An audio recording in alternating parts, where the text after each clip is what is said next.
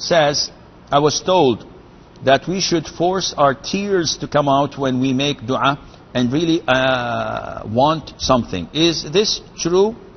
First of all, forcing your tears may be a little bit far-fetched. But is it recommended to cry? Scholars say that it is recommended to cry when you recite the Quran, when you prostrate, when you make dua, etc. And one would say, okay, why would I do that? Why would I cry? Well, crying is a sign of the fear of Allah Azza wa Jal.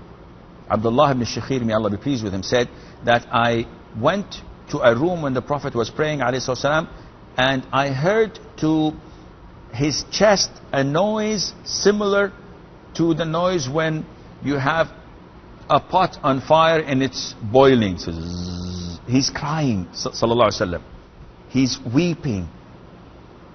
Why would you do such a thing? Because when you remember Allah Azza wa Jal, when you remember the greatness of Allah subhanahu wa ta'ala, when you remember that Allah has created all this universe which does not mean anything at the greatness of Allah Azza wa Jal, and it is nothing compared to the greatness of Allah subhanahu wa ta'ala, and I as an individual, I am nothing at all compared to this huge universe, let alone compared to the greatest of Allah Azza wa Jal. When you pray in the middle of the night and you recollect, or that is recall your sins, your shortcomings, the things you've done to others, the things that you have done towards to Allah the Almighty, and you feel how small and humiliated you are standing in front of Allah Azza wa Jal, praying and asking for forgiveness, you cannot help but to cry.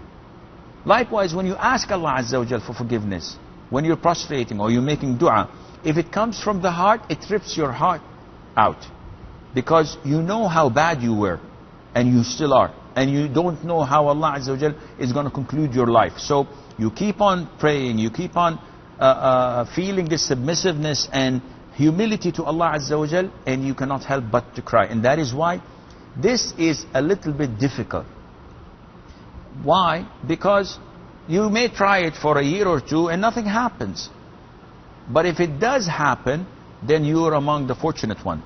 That is why you're encouraged to try and make it happen by faking it for a few years, trying to convince yourself that you're crying out of the fear of Allah Azza wa Jal, and then Allah may bless you by making it and transforming it into sincere fear of Allah and crying. So what's the benefit if I cry and a tear falls from my eye? The Prophet said, alayhi salatu wasalam, that there are two eyes would not see hell.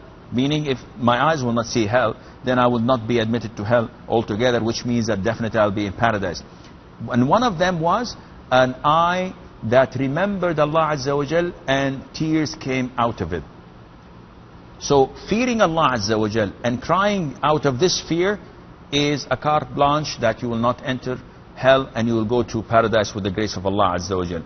So yes, if you can force yourself, if you can fake it and pretend that you are doing this out of the fear of Allah, it would gradually turn into real and genuine fear of Allah Azza wa Jal. Otherwise, then try your level best.